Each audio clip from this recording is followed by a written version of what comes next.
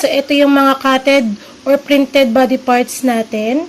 Ang gagawin po ni Kelly is i-connect niya ang bawat body parts para makabuo ng isang tao o ng isang bata.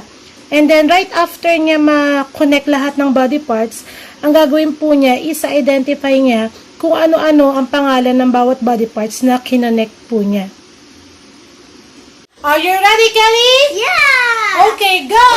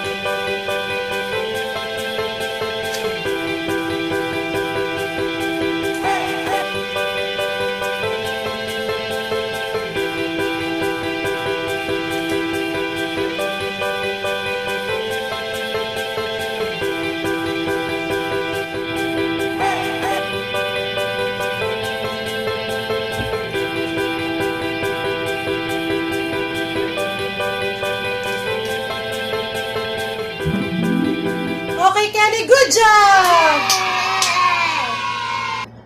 Okay, so ito po yung tao or bata na nagawa ni Kelly.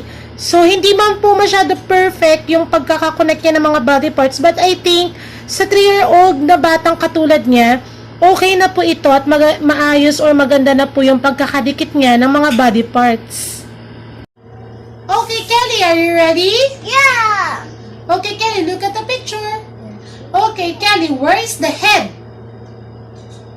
Dito. Okay, where is the hair? Dito. Dito. Okay, how about the ears? 1, 2. Very good. Where are the eyes? 1, 2. Okay, how about the eyebrows? 1, 2. How about the nose? Lalang yan. Okay, one only. Very good. Where is the mouth? Lalang yan. How about the teeth? Lalang yan. Salang. Okay, very good. How about the neck? Where is the neck? Dito yan. How many neck? Lalang yan. Okay, one only. Where are the shoulders?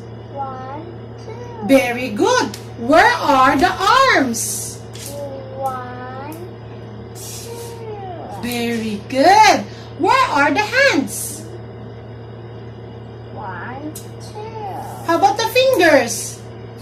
1, 2. Where are the thighs? 1, 2. How about the knees? 1, 2. Where are the legs? 1, 2.